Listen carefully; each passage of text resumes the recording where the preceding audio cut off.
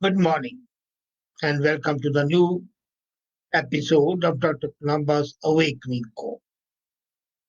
Recently, a study was presented in the House of Commons, and this study was by the House of Commons Natural Resources Committee.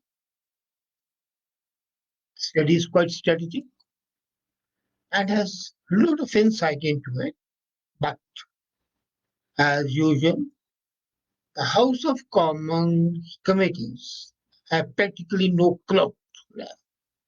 And this study, which is of extreme national importance, has been consigned in limbo, thrown in cold storage, in dustbin, and it would keep on gathering dust till it becomes outdated.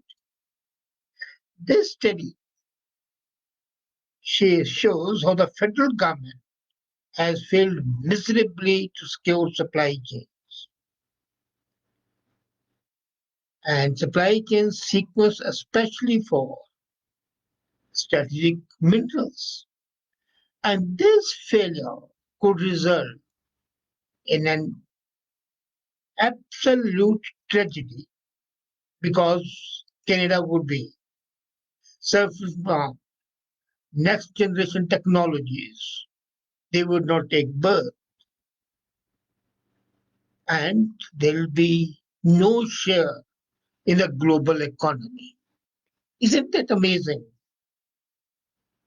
And one of the experts of the committee, when I called him, told me that China is, according to the research and information of the intelligence agency and the market forces, it is likely to possess 67% of the global capacity to build lithium-ion batteries by 2030. Now, lithium-ion batteries are used in the cars and all the vehicles where you want to have EVs, electric vehicles.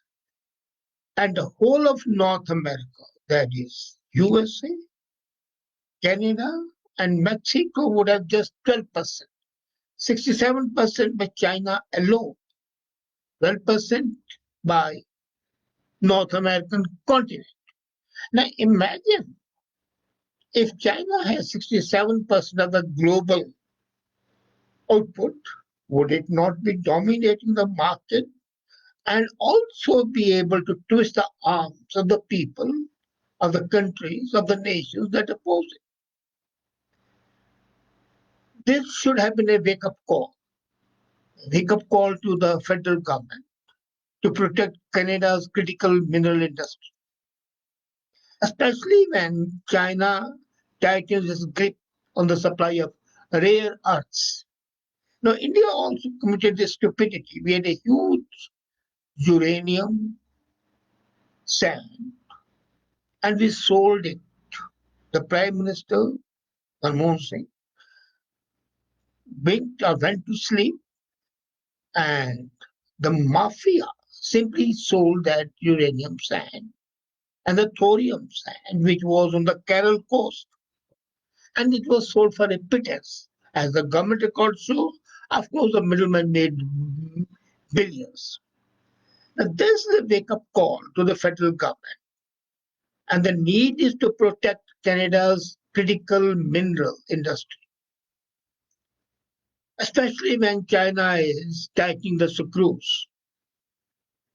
And these rare minerals, they include magnesium, lithium, cobalt. They are used, as I told you earlier, to make electric car batteries, mobile phone components, solar panels, and guided missiles. India committed the stupidity and today has a very short supply of rare earths. And Canada is committing it, is not using it. It's abundantly clear that the overarching issue within this industry is the fact that Trudeau government has created a business environment where Canada will be unable to meet the growing global demand for critical minerals and therefore would have to be reliant on other countries for even its own needs. What to self-export? The only uh, isotope factory in the world which is producing 95% isotopes on the Chalk River had to close down. We are always looking for the goodies. We were number one in asbestos, and then we closed down the asbestos industry. Now, mineral earths, lithium ion batteries, missiles, and which needs these minerals, who is in a danger of not being explored. And what China is doing on the other side is tapping its immense mineral wealth. What they have done is the regulatory burdens have been removed to zero. And the capital investors have been told that there will be no hesitancy in giving them all the facilities. All roadblocks are being removed. Why can't Canada do it? Why can't India do it? It's beyond comprehension. There's an urgent need to secure supply chain for strategic products, and it has increased now. But the Chinese Communist Party, the main body which controls China's economy, politics, foreign affairs, army, everything, has decided to corner the supply of the strategic metals and 17 rare earth elements. So when they corner the global production and supply, they'll manipulate prices and they'll manipulate supplies. You remember in 2010, China had cut Japan's supply of rare earth because there was a political dispute on Diao Islands. Country was unable to manufacture hybrid cars and other products. And if they were doing at a very high price. Ultimately, even Japan had to accept the demands of China and started getting the rare earths from China. This warning should have been sufficient for Canada to wake up. And now the experts are pushing Canada to outline a framework for developing and protecting critical minerals.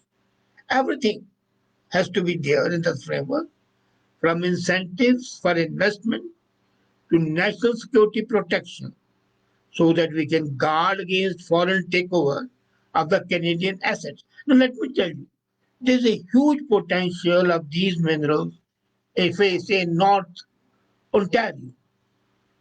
In North Ontario, Timmins area, beyond Muskoka anywhere, huge minerals are there. And it's a Chinese group which are going to control it because the Canadian investors are worried. They are basically, as I said earlier, very, very regressive, very withdrawn, not at all aggressive, and China is aggressive. And then the government doesn't protect the Canadian entrepreneur.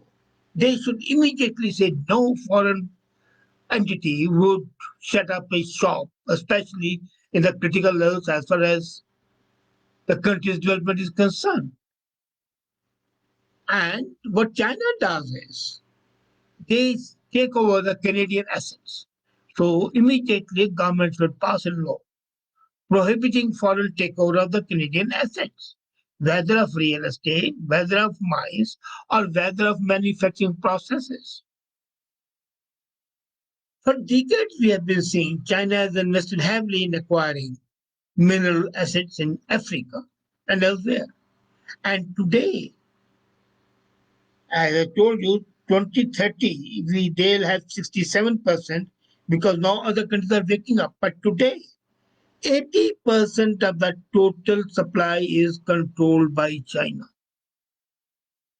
It will reduce to 67% in the next 10 years because new countries are not going to give the control to China. So the processing capacity of China is 80% today. It would increase. Though the total supply would percentage would decrease, but the total number of tonnage would increase. And China refines 80% of battery chemicals. 80% of the word chemicals used in EV units are refined by China. Now, this committee made very sensible suggestions. There were 5 key recommendations. They included revision to the Impact Assessment Act, the regulatory review process of the major projects, which was amended by Trudeau government to favor some people. So the committee says, no, go back to Harper era. That is what is required.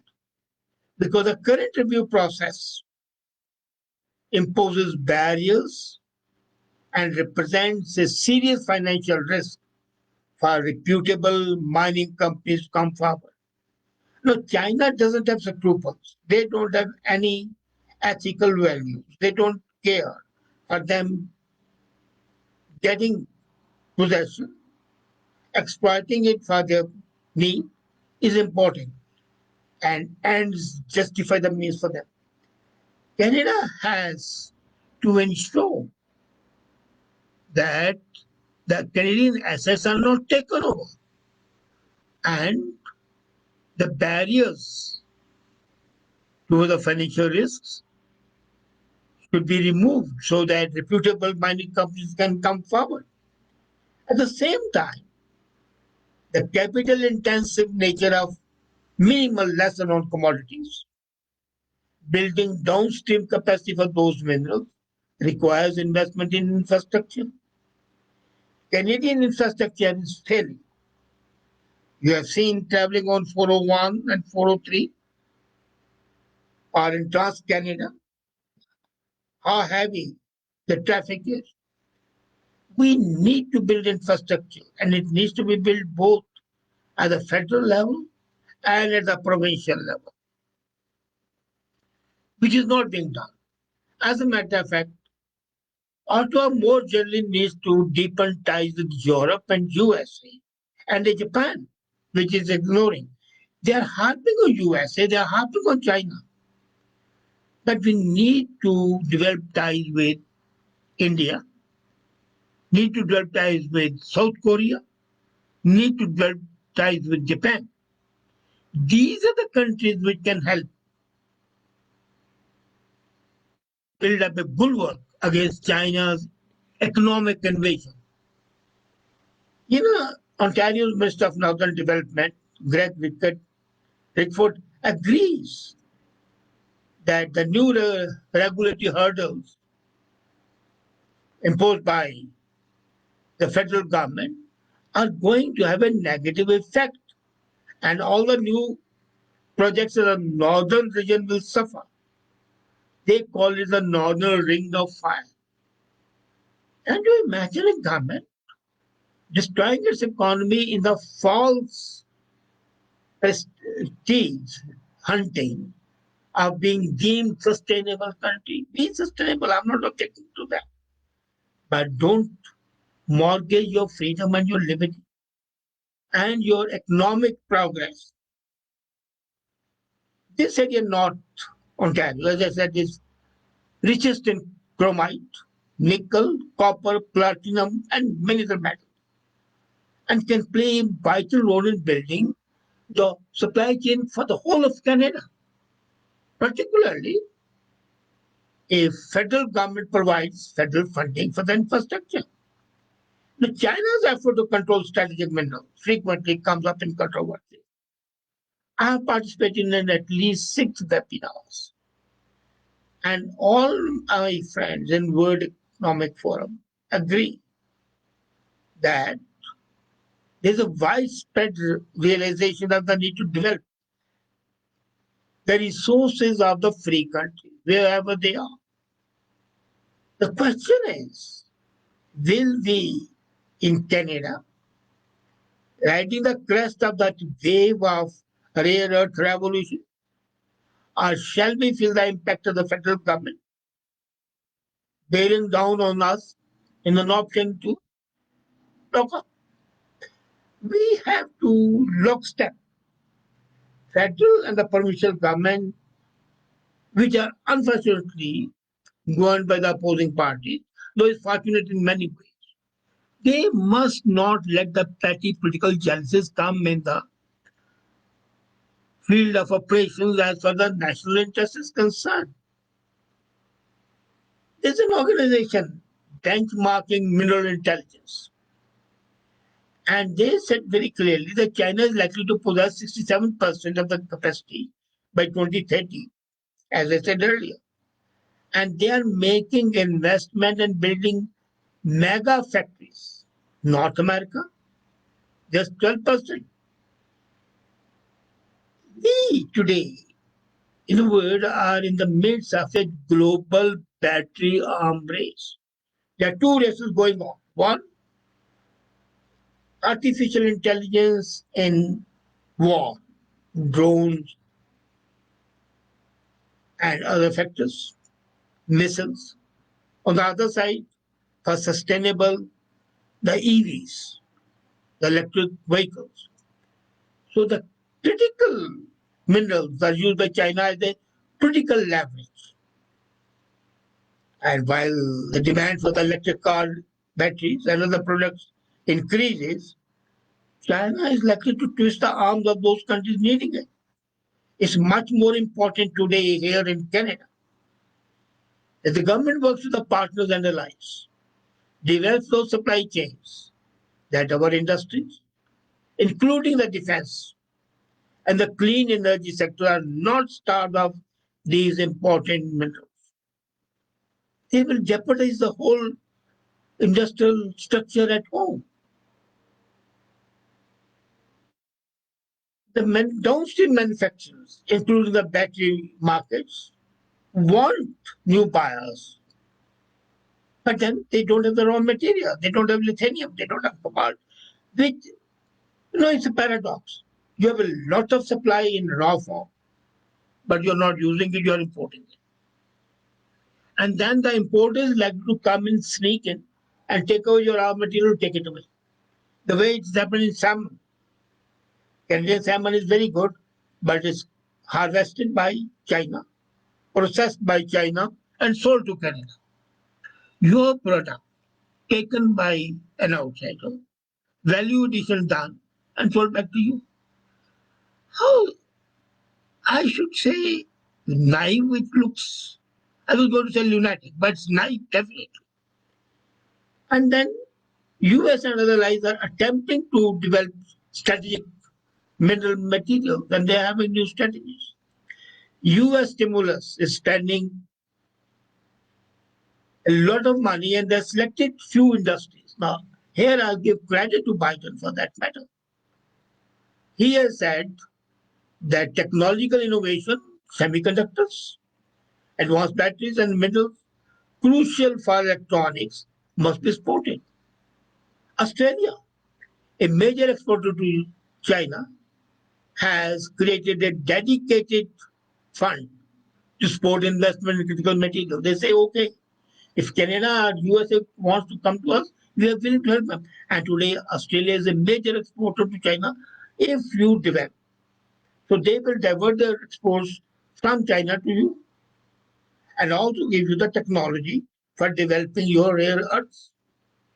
And China and Australia are not on good terms these days. So critically, even Canada should take advantage of that. Would something happen if the politicians at the helm of affairs in Ottawa open up their eyes, become sensible enough to consider a national need rather than be involved in pettifogging? There is hope.